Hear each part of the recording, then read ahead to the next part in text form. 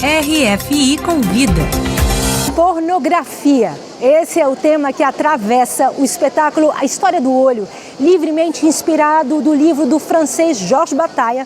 A gente conversou com a diretora brasileira Janaína Leite, que traz esse espetáculo como destaque da mostra paralela do Festival de Avignon de 2025.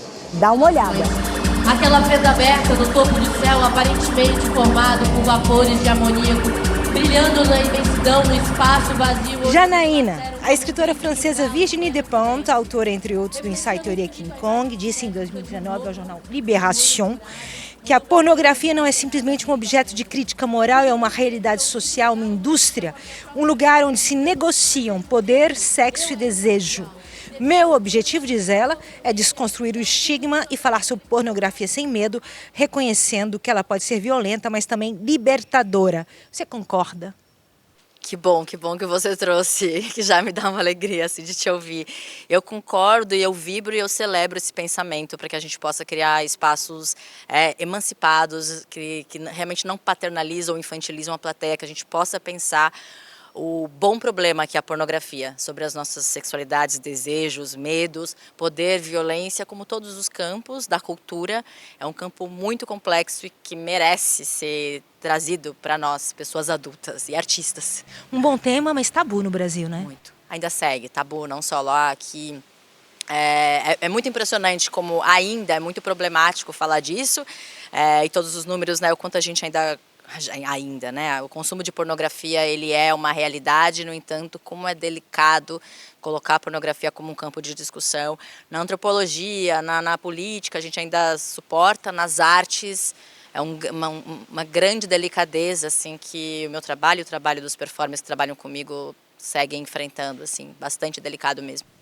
Anne Sprinkle, essa artista e ativista pro-sexo norte-americana, diz que a pornografia tem o poder de descolonizar o prazer, desafiar tabus e ampliar o espectro do que é considerado erótico.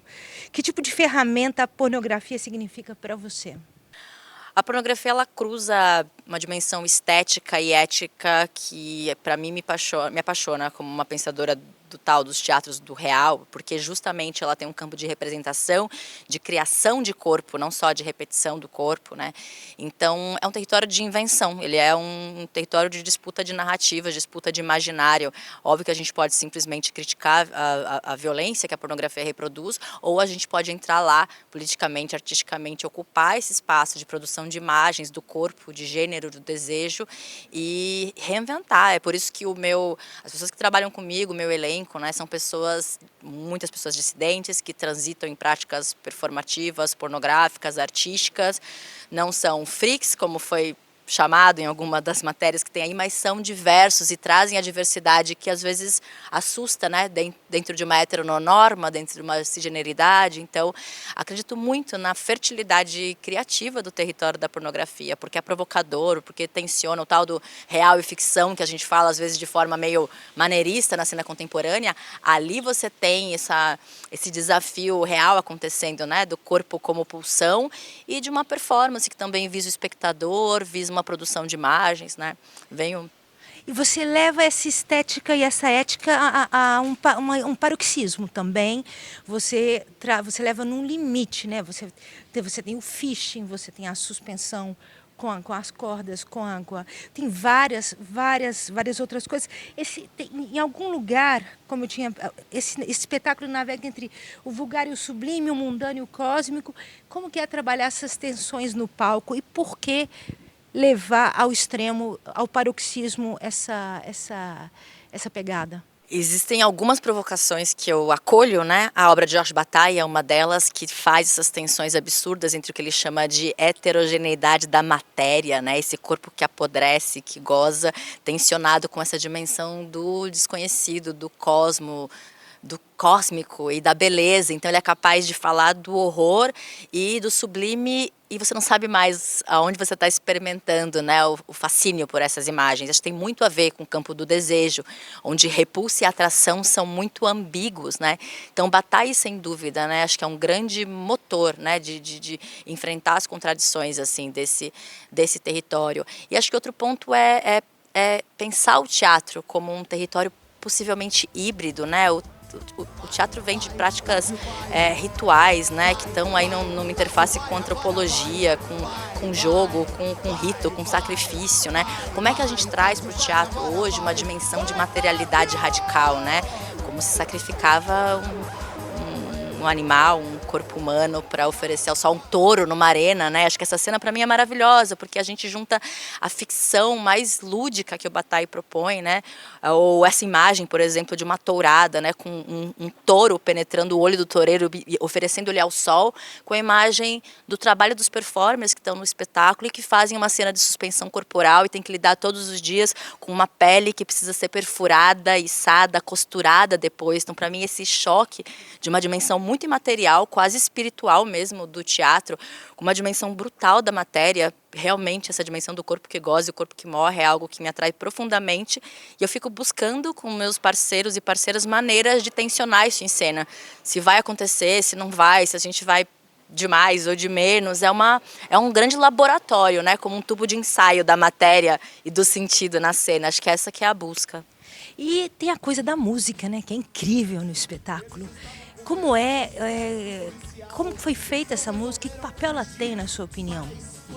Bom, é fundamental, isso eu devo muito à presença do André Medeiros Martins, do Tramartini, o Vini De Kid e o André Navarro, que criaram mesmo essa espécie de show, que a gente tem um show dentro do espetáculo e você não viu tudo, porque a gente teve que reduzir o espetáculo de 2h50 para 2 horas por conta da coabitação de cena. A gente tem um grande entreato musical onde a plateia circula, bebe, vê outras cenas, assim.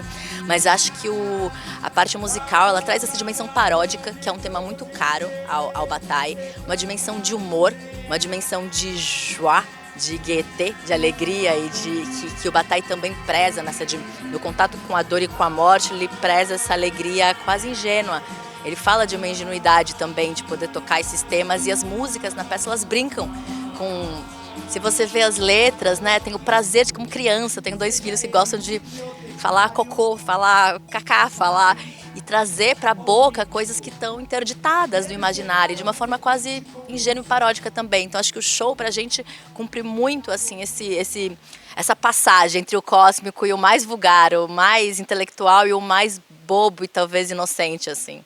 Como é que está sendo a interface com o público europeu? Uau! Chegamos, ontem foi a 2ª apresentação, a gente tinha tido uma experiência na Europa, na Alemanha, em Heidelberg, que foi uma das apresentações mais maravilhosas que a gente fez na vida dessa peça, para 400 pessoas que ficaram com a gente lá às 3 horas. Aqui a gente chegou, fez uma primeira apresentação maravilhosa, uma segunda mais difícil.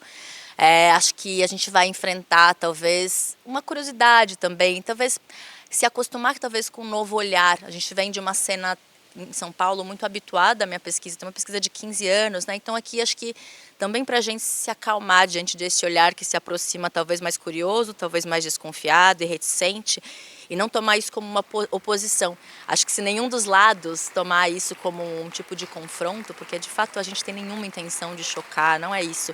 É um convite muito afetuoso para pensar o corpo e esses corpos, né?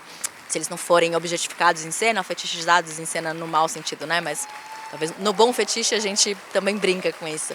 Mas acho que sim, acho que tem um potencial muito grande de bons estranhamentos, de boas conversas, de boas surpresas. E realmente ter uma coisa que talvez a gente não tenha há algum tempo, que é sair um pouco de um certo consenso e ouvir, né? E sentir, né, outras reações que talvez a gente não esperasse, assim. Também, que acho que ele traz outras coisas, assim. Mas a gente está muito animado de fazer aqui, dentro desse contexto de um festival tão grande, assim. Nós somos em 23 pessoas, é uma equipe enorme, 16 em cena, assim. Então, está sendo um grande acontecimento para a gente cruzar o oceano e vir fazer esse trabalho aqui, assim.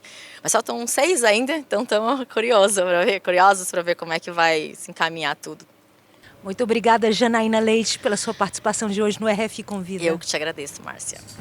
Não fica no tesão dos pés, voyeurismo, bacadais, nem anais.